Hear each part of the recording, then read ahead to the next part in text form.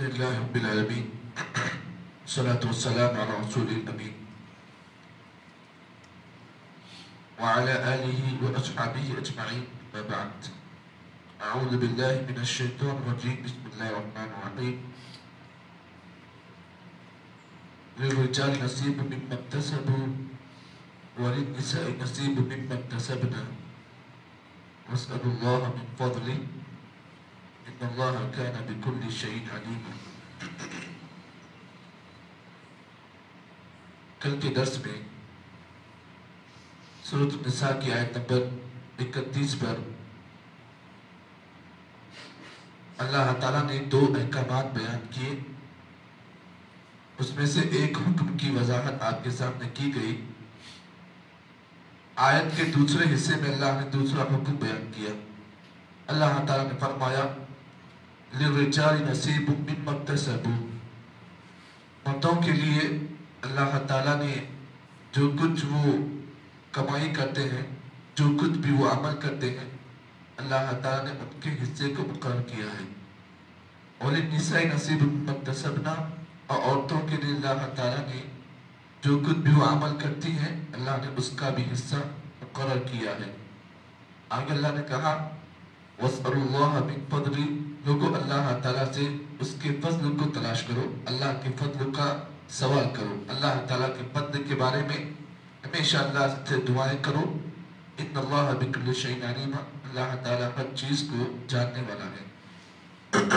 قرآن مجید کی اس آیت میں اللہ تعالیٰ نے یہ بات بیان کی کہ اگر مرد جو کچھ بھی عمل کرتے ہیں اللہ تعالیٰ نے ان کے عمل کا انہیں حساب دینے والا ہے.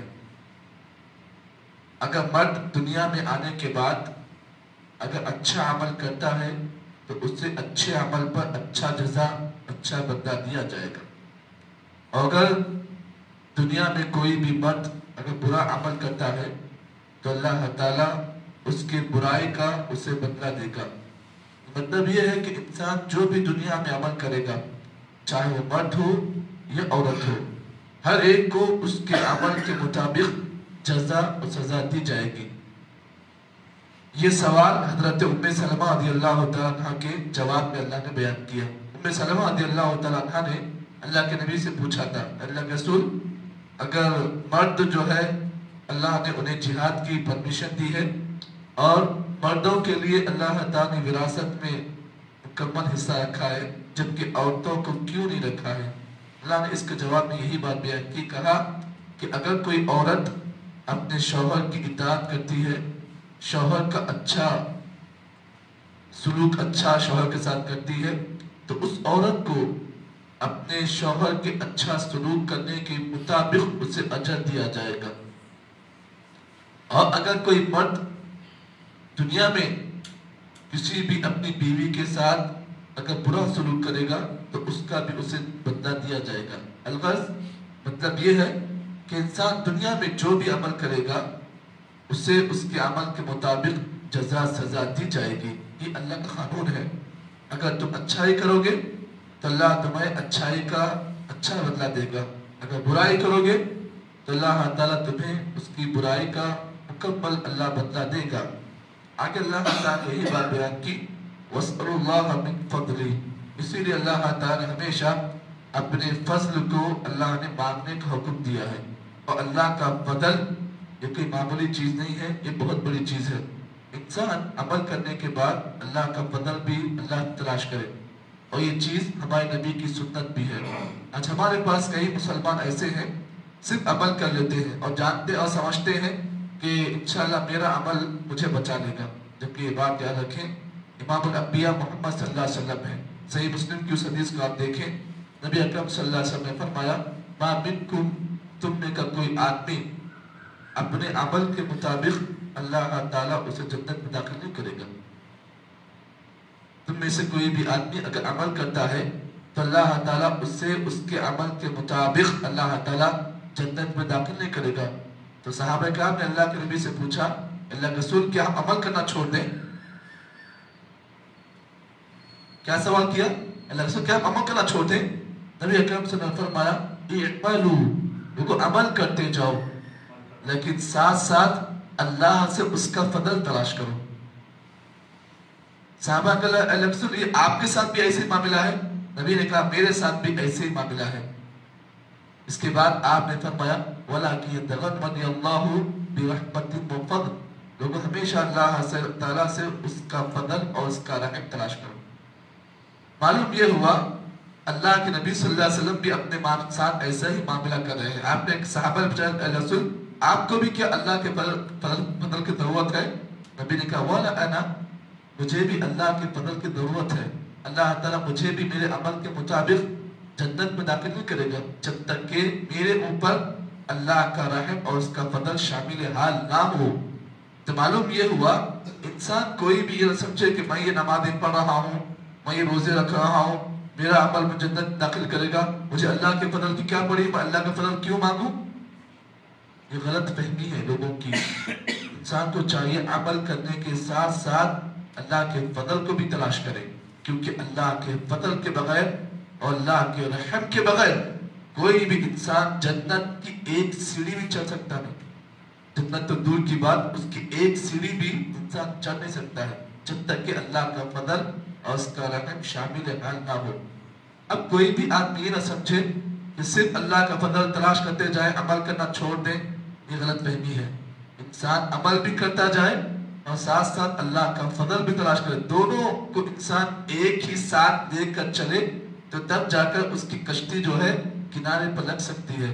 اگر کوئی انسان صرف ایک ہی چیز پکڑ لے کے چلے اور دوسری چیز چھوڑ دے، یہ بھی نقصان دہ ہے۔ تو معلوم یہ ہوا عمل بھی کرتے جائے اور ساتھ میں اللہ کا فضل بھی مانگتے رہے۔ اسی لیے اللہ تعالیٰ نے اس آیت کے آخر میں یہی بات بیان کی وَاسْأَلُوا اللَّهَ مِن فَضْلِهِ، لوگوں تم نے ہر آدمی اللہ کے فضل کو مانگو۔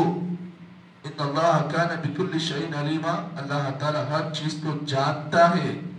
یہ اللہ نے اس آیت میں یہی بات بیان کی۔ آگے اللہ تعالیٰ نے یہ بات بیان کرتے فرمایا وَلِكُلٍّ جَعَلْنَا مَوَالِيَ مِمَّا تَرَكَ الْوَالِدَانُ وَالْأَقْرَبُونَ، اللہ نے کہا ہر ایک آدمی کے ہم نے حصوں کو مقرر کر رکھا ہے، یعنی موالیہ کہتے ہیں، اللہ فرماتے ہیں وَلِكُلٍّ جَعَلْنَا مَوَالِيَ، ہم نے ہر ایک کے وارثین بنائے ہیں، ہر ایک کے وارثین ہیں۔ مما ترک الوالدان والاقربون، اگر کوئی میت مر جاتی ہے، ماں باپ ہے تو اللہ نے ماں باپ کے اللہ تعالیٰ نے وارثین بنائے ہیں، والاقربون، اور قریبی جو لوگ ہیں یہ بھی اس کے وارثین میں سے ہیں۔ والذین عقدت ایمانکم فآتوا نصیبهم، اللہ فرماتے ہیں اور اسی طرح وہ لوگ جن سے تم نے وعدہ کیا ہے، تم نے ان سے کوئی پختہ وعدہ کیا ہے، فآتوا نصیبهم، اللہ فرماتے ہیں اگر تم نے کسی سے پختہ وعدہ کیا ہے کہ بھائی میرے مرنے کے بعد میں تمہیں اتنا حصہ دوں گا، اگر تم نے وعدہ کیا ہے فآتوا نصیبهم، اللہ نے کہا تم انہیں ان کا حصہ دو۔ ان اللہ کان علی کل شیء شہیدا، بے شک اللہ تعالیٰ ہر چیز پر گواہ ہے۔ یہاں پر اس آیت میں ایک حکم ہے جو جاہلیت میں تھا، اسلام آنے سے پہلے یہ حکم تھا، لیکن بعد میں اس آیت کے آنے کے بعد وہ حکم منسوخ ہو گیا۔ کیا مطلب منسوخ کا مطلب یہ ہے کہ جب مکہ سے بعض مسلمان جب مدینہ کو آئے تو جنہیں مہاجرین کہتے ہیں، انصار ان کو کہتے ہیں جو مدینے میں تھے، اس زمانے میں جو مدینے میں جو لوگ تھے تو انہیں انصار کہتے ہیں، جو لوگ ہجرت کر کے آئے انہیں مہاجر کہتے ہیں۔ جب مہاجر ہجرت کر کے مدینہ کو آئے تو مدینے کے صحابہ کرام نے، انصاری صحابہ نے اپنے مہاجر بھائیوں کے لیے اپنی جائیداد میں سے کسی کے پاس 2 باغ ہوتا تو ایک باغ اپنے انصاری صحابی کو دیتا، کسی کے پاس 2 گھر ہوتے تو ایک گھر اپنے پاس رکھتا اور ایک گھر اپنا جو ہے انصاری یعنی مہاجر بھائی کو دیتا۔ تو ایسا اللہ کے نبی نے دونوں کے درمیان ایسا رشتہ بنایا تھا کہ ہر کوئی اپنے اپنا حصہ جو ہے اپنی اپنی جو بھی چیز ہوتی وہ تقسیم کر دیتا۔ بعض صحابہ کرام نے یہ بھی کر دیا تھا کہ بھائی میرے مرنے کے بعد میری وراثت میں تم کو دے دوں گا۔ اتنا اللہ کے نبی نے اتنا گہرا رشتہ انصار اور مہاجرین نے اپنے بنایا تھا۔ اب بعد مہاجر صحابہ کرام نے، بعض انصار صحابہ کرام نے یہ بھی کہہ دیا کہ ہم ہمارے مرنے کے بعد ہماری پوری جائیداد ہم فلانے اپنے جو ہے انصاری صحابی کو دیں گے، اولاد سے بڑھ کے انہیں مقام دینے لگے۔ تو اللہ تعالیٰ نے اس حکم کو منسوخ کیا، کہا کہ ایسا نہیں ہوگا، ایسا نہیں چلے گا، ایسا نہیں چلے گا۔ یعنی جن سے تم نے وعدہ کیا ہے، پختہ وعدہ کیا ہے، اگر ان سے بڑھ کر اگر تمہارے وارثین ہیں تو سب سے پہلے تمہیں وارثین کو دیکھنا ہوگا. اللہ نے تمہیں وارثین بنائے ہیں. اور وارثین کون ہے؟ وارثین میں اصلی وارث تمہاری سگی اولاد ہے، یعنی بیٹے ہیں بیٹیاں ہیں، یہ تمہارے اصلی وارثین ہیں. تو سب سے زیادہ مقام اصلی وارثین کو دیا جائے گا. بعد میں جو لوگ جن سے تم نے وعدہ لیا ہے تم انہیں وصیت کر کر دے سکتے ہو، لیکن وراثت میں تم انہیں حصہ نہیں دے سکتے ہو. لیکن وصیت اگر تم کرنا چاہے تو وصیت تم کر سکتے ہو، لیکن وارثین جو اثر ہے ان کا حق نہیں مان سکتے. اللہ نے یہی اس آیت میں یہی بات بیان کی، فَآتُوا نَصِیبَهُمْ، تو تم ہر ایک کو ان کا حصہ جو اللہ نے مقرر کیا ہے ان کے حصے کے مطابق انہیں پراپرٹی جو ہے جائیداد ان کی جو ہے تم انہیں دے دو. اللہ کان علی کل شیء شہیدا، اللہ تعالیٰ ہر چیز پر گواہ ہے. آگے اللہ تعالیٰ نے مرد اور عورتوں میں اللہ تعالیٰ نے کون بڑا ہے، یا مرد بڑا ہے یا عورت بڑی ہے، دونوں میں اللہ تعالیٰ نے مقام کس کو دیا ہے. آگے کی آیت میں اللہ نے اس مسئلے کی وضاحت کی ہے. اللہ سے دعا ہے کہ اللہ تعالیٰ مجھے اور آپ کو جتنی باتیں بتائی گئی ہیں اللہ صحیح معنی میں عمل کے طور پہ عطا فرمائے. سبحان اللہ وبحمدہ، سبحانک اللہم وبحمدک، اشہد ان لا الہ الا انت، نستغفرک ونتوب الیک.